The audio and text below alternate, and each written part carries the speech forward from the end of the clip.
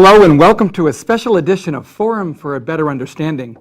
It's my pleasure each week to introduce a panel of guests who usually talk about their faith and in dialogue will discuss some important educational, social, or political topic. But today we have something much more interesting for you.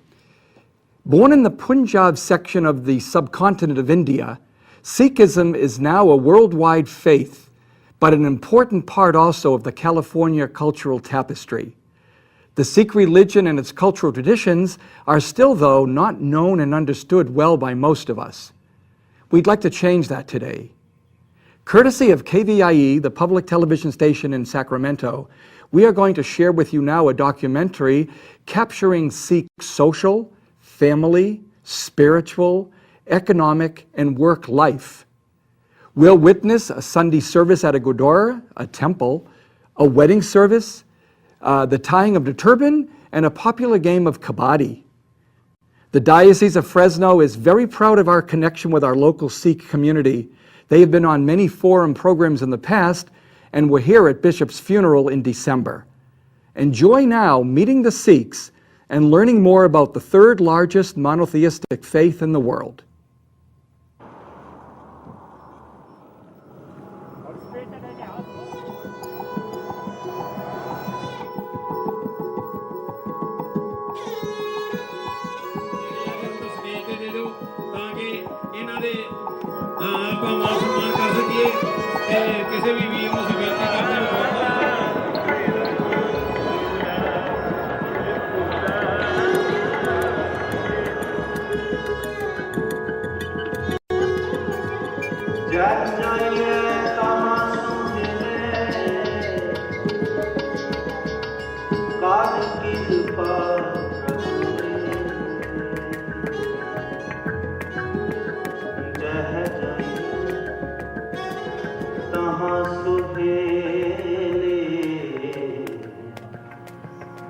ਕਰ ਕਿਰਪਾ ਪ੍ਰਭ ਨੇ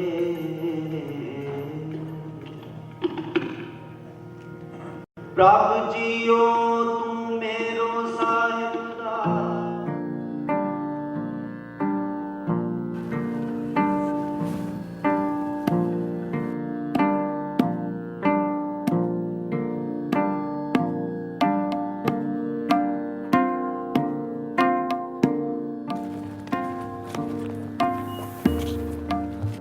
It's really hard because this is like a new generation, and in a lot of ways, a lot of things have changed. It's like, obviously I'm kind of in the middle between, being Sikh and growing up in America. It is hard. It's been difficult to be a Sikh in America, yeah, sure. Dating, my father still doesn't know that I have a girlfriend, but my mother knows and my grandma knows. We moved with $80, me and my younger brothers and my parents. I was always thinking we need to buy a business. We don't need to work for somebody else. So I think it's very important not to give up who you are, rather add on more values. Learn more cultural things in America, learn the work ethics, learn the system, learn the music, but you don't have to give up what you brought with you. Sikhs began to arrive in the US over a century ago. Most worked the fields. California's dry agricultural heartland has much in common with their homeland in the Punjab, in northern India, on the border of Pakistan. The word Sikh, sometimes pronounced Sikh, means student. The last wave of Sikhs came in the 1980s. Now there's just under 1 million in the US. Sikhs doing well in the US is the rule rather than the exception. They have one of the highest rates of college graduation among immigrant groups. Even uneducated Sikhs that arrive here penniless and unable to speak English often end up with their own businesses in about 5 to 10 years. But I have seen many Sikh families have done very well because they integrate into American values. They accepted the local language, they have learned the local system, but at the same time they kept some of their traditions which they brought with them.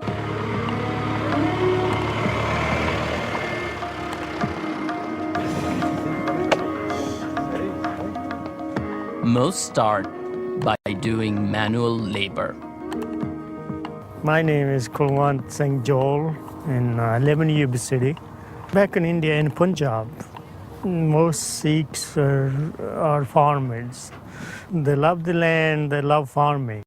And wherever they go, they will try to buy some land and start farming.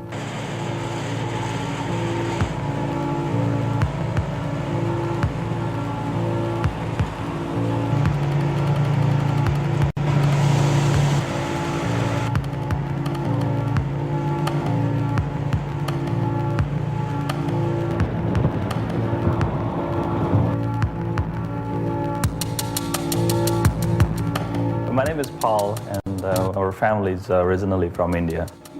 My family first came here, the first job was in the farms, picking peaches, pruning.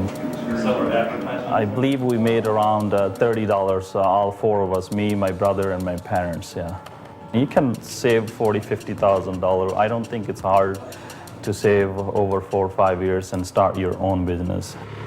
You save money, you try to invest it as soon as you can, so you start some kind of business. This farm, we bought it in pieces, bought 90 acres first, and then bought another 400, and bought another 90 acres. And slowly, it's about 800 acres now. I'm Balwinder Singh, and I'm from Punjab, India. I own a gas station here in Marysville with the C-Mart and car wash. How you doing? Hard work is the key. I had 2 jobs. Minimum, you live off one job and you save the other one. And it took me 8 years to save about $65,000. We have 3 subways in Davis, and then we have a couple in Lincoln and one in Wheatland. In 2005, we bought Econolodge in Yuba City. We're not a millionaire people, but we do own small businesses, and it's better than working for somebody else.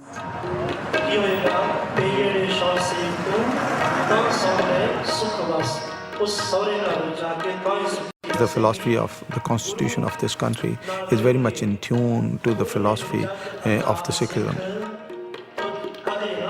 The equality of human beings, and in God we trust.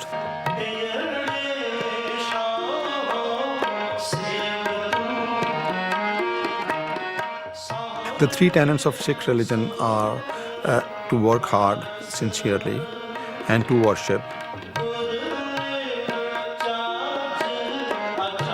and also to give in charity.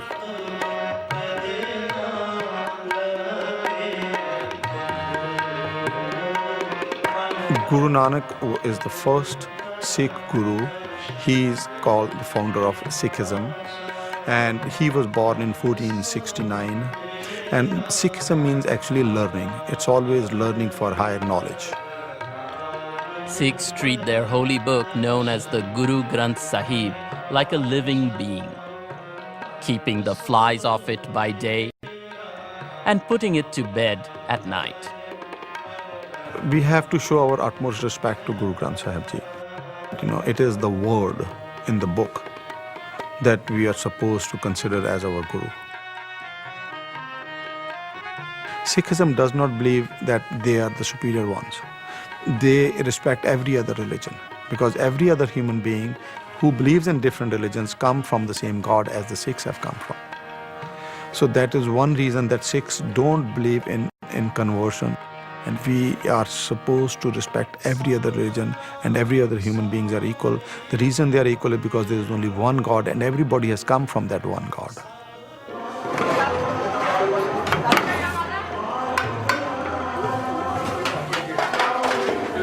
Langar is the free kitchen or the free food. It has become the integral part of Sikh philosophy and Sikh way of religion and Sikh way of life. And everybody, irrespective of color, caste or race, they are invited to the langar. People can come and eat the free food. And it is also symbolizes that it is the equality of human beings. Everybody has to sit together on the floor and then eat. While anybody can be baptized as a Sikh, few are able to make the commitment. Devout Sikhs refrain from smoking, drinking, or eating meat. There are 5 unique identifying traits of a baptized Sikh. These are referred to as the 5 Ks. The most conspicuous of these is that they wear a turban, which covers their uncut hair. The 5 Ks are, the first is the kesh. Kesh means the hair on the body, any part of the body, beard, head. And the second K is the khanga. It's the wooden comb that we keep in the hair. Third case is the kara, which is the iron bracelet we wear in our right arm. The fourth is the kashara, which is called the underwear. This is a specially stitched underwear with these openings on the leg. It has to come almost to the knee, and this stitching, it will not take you higher because this will cover the body entirely. And the fifth K is the kirpan, which is a small sword that we have to carry with us all the time.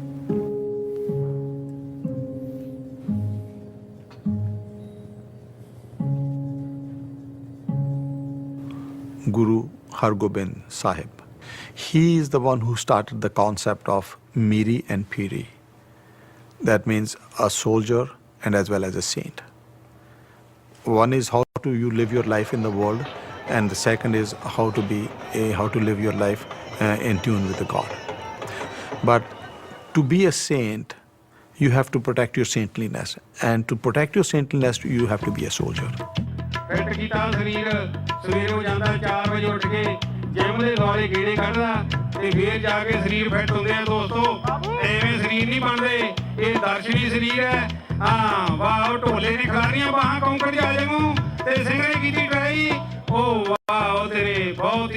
Kabaddi is it's a mixture of tag and rugby in a way, where each team sends over a player to the other side and they have 30 seconds or 28 seconds to tag and come back. And one of the opponents, whoever they tag, has that much time to do whatever they can to prevent them to coming back to the line.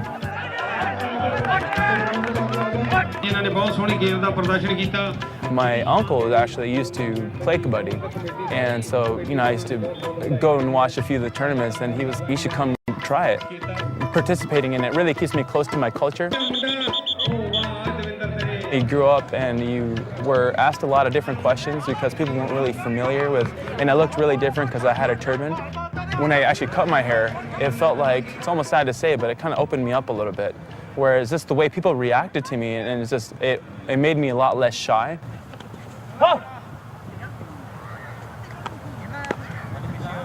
My name is Jaskaran Joel, and I'm from Yuba City, California. A lot of people might not have that knowledge to know why they need to keep their hair, so they don't really care too much for it. What I start off in the morning is I wake up and I comb my hair, and then I tie it up in a bun called a juda.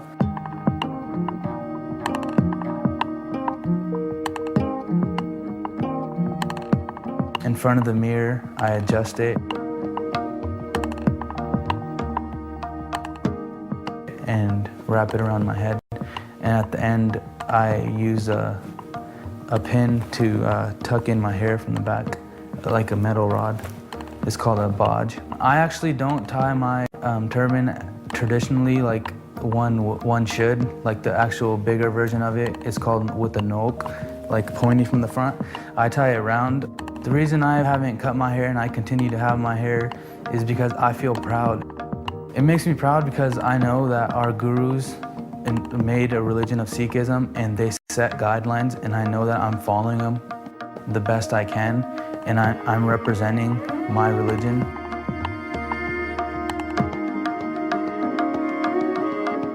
I keep my hair because I like the history, like the Sikh history. It's really proud history, and they're just so brave, and I really like how it symbolizes, those brave people, and also just it's a distinctive of the Sikh religion. First you have to put this, and then throw rope, and then do this, then it can be finished. I don't like because it is hurting this all thing. When I was sitting, it hurts. my turban gets hot and my disc gets hot. Why? Because when I go out sun and there's hot right there and I go on and then it gets hot in here. Many Sikh children are understandably unaware of their roots, so their parents have in good old American tradition started Sikh summer camps to help preserve their culture. Here at Pollock Pines in California, Sikhs take a weekend retreat to learn their equivalent of Sunday school. This is a Sikh youth camp which ranges from 5 to like 18, 19-year-old. Basically, we just teach them like just the basics about Sikhism, and we expand and we have fun activities, we have games, and it's a lot of fun for the kids. I love going to these Sikh camps. I think these kids are in really good shape because their parents are really involved and they're very active and they're doing all the things that they're supposed to do. It's the kids that don't go to these camps that we're worried about. Like, how do we reach out to them? You know, how do we get them into our community? That's the struggle that we're facing today. It's very important to integrate into American society. I think there are certain assimilation which happens gradually. When it is forced on any group, those groups lose their self-identity, they lose their pride, and actually they become a burden on American society. Sikhs embrace the American dream, but they do not give up their cultural identity. Even many second and third generation Sikhs maintain strong cultural Punjabi or Indian traditions. Nowhere is this more evident than in the practice of arranged marriage. But it has other consequences. Dating, for example, can be fraught with difficulty.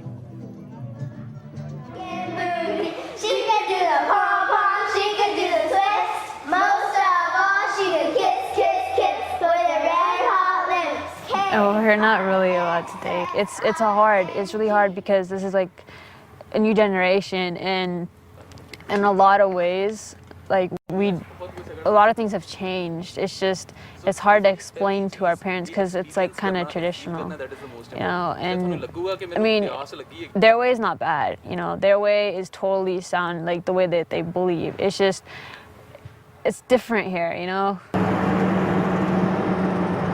My father owns a trucking company. I was in high school and my dad would look at me like, okay, who is that coming to pick you up? Oh, it's my friend. He's like, okay, you better not think about marrying her. You know how we are. We'll kick you out of the house, you know, because that's what happened to his brother. You know, when he married out of the race, they kicked him out of the house and said, hey, you're on your own. Connect that trailer right there. My father still doesn't know that I have a girlfriend. He doesn't want anybody else to come and say, hey, your son was with so-and-so's daughter, you know, at a restaurant or, you know, out somewhere, you know. It's more of, you know, somebody else coming to tell him, you know, and being shameful. Everything that I have is because of my parents. I went to college. They paid for my whole college tuition. I have a brand new Mustang. So you have all those things going in your mind. What if he says, get out or leave, you know? So where am I going to go? You know, to Kyle's house? He'll probably charge me rent. I don't even have a job. Yeah, well, a lot of the first generation, too, you know, the first generation beliefs and stuff, dating is not something you should be wasting your time on anyways. You know, it should be school, studying, and you know, that's pretty much it. Whether it's a guy or a girl, you know, you shouldn't be out fooling around, as a lot of the first tradition would put it.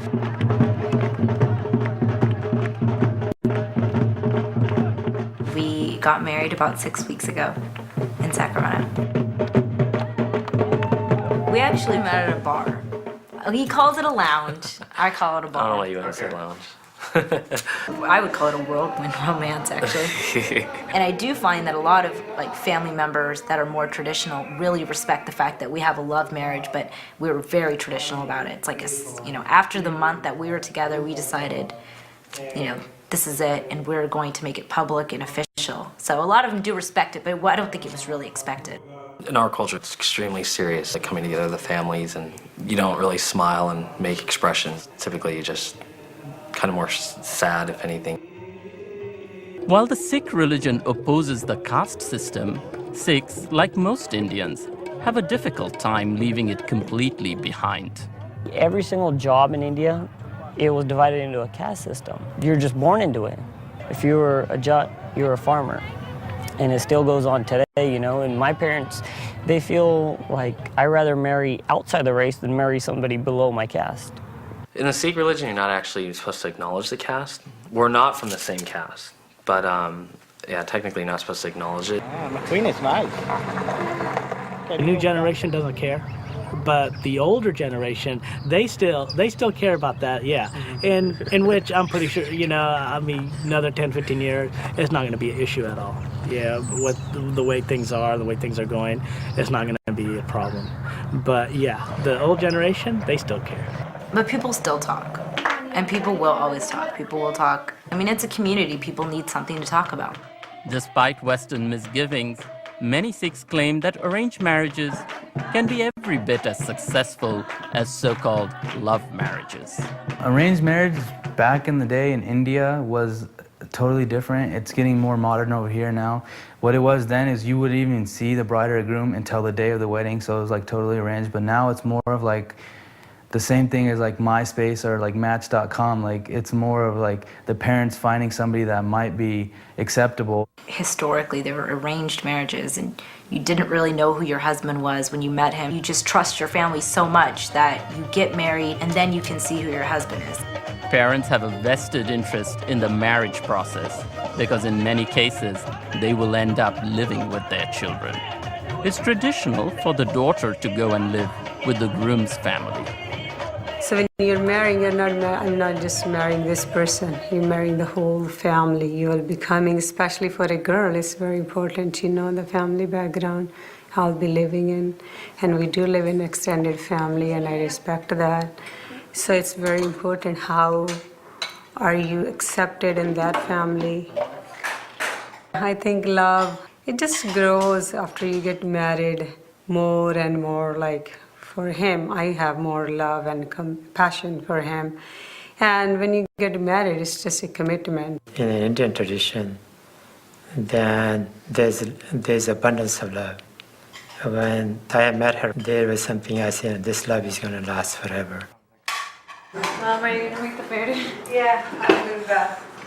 No, I think I got it. Amarpreet is she has very strong personality, and she's very mature. My parents want him to be Sikh. They're leaning way towards having a Sikh boy. Because, like, it's not really, like, no against, like, the other religions or other, like, races. It's more like you're going to be put into a family where, I mean, everything's different. So it's going to be so much harder, like, adapting. Like, you're so used to certain ways of doing things. And just then what would happen with, like, the children and everything, like, what would they believe? It would be our goal that if they can marry in Sikh families, then it's pass on the traditions to the future. Oh, yeah. You're gonna do that. I think we have faith in our kids. They'll make We'll find the out. best decision. We shall see. There you go.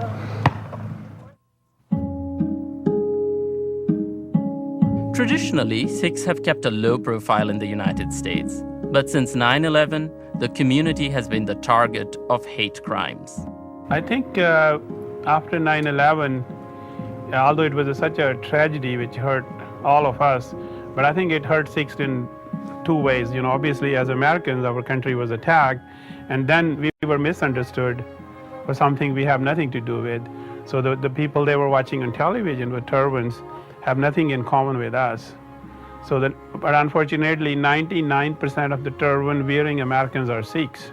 They're not Taliban, they're not terrorists. You turn on the TV, you know, and you see Osama bin Laden, you don't think there's a difference between Osama bin Laden and a Sikh. He has a turban, Sikhs have turban. He has a beard, Sikhs have beards. right? But it's a recognition of what is he doing, you know? Nobody else is more American than me. I'm in the military. I've been in the military for 7 years. I was born here, you know, and just because you're white Caucasian doesn't make you more American than me.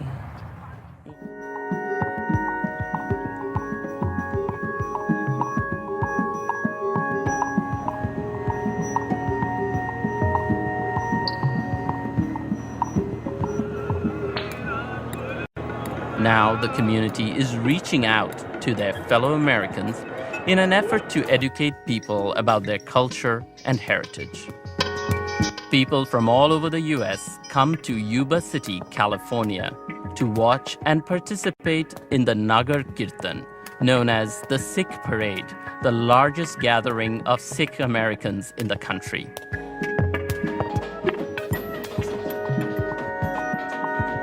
We actually walk, it's in front of my house, and from the temple, and we walk down, we go down the streets, and we just hold our flags and our different floats of the temples and music, and it's really big. Some of the Punjabi traditions goes back to 5,000-6,000 years. You know, they have survived over those centuries and millenniums. They're not going to disappear in 1 or 2 generations. And I think the kids will make their own choices. I'm very optimistic. I'm not fearful. I know my kids are not exactly going to be like me. That's okay with me. But I'm pretty sure they're going to preserve some of the traditions. Sure, they're Americans. They're born here. They're going to speak English.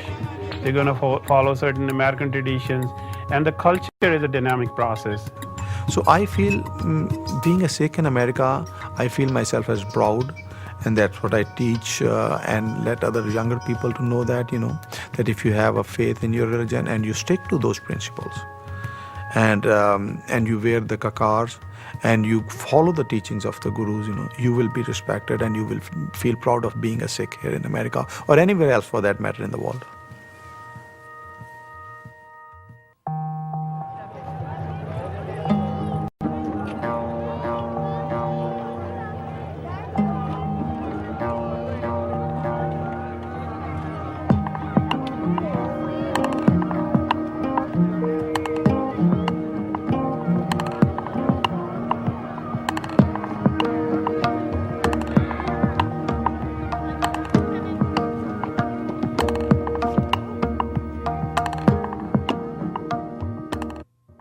DVD copy of this program, call 888-814-3923 or visit kvie.org/viewfinder.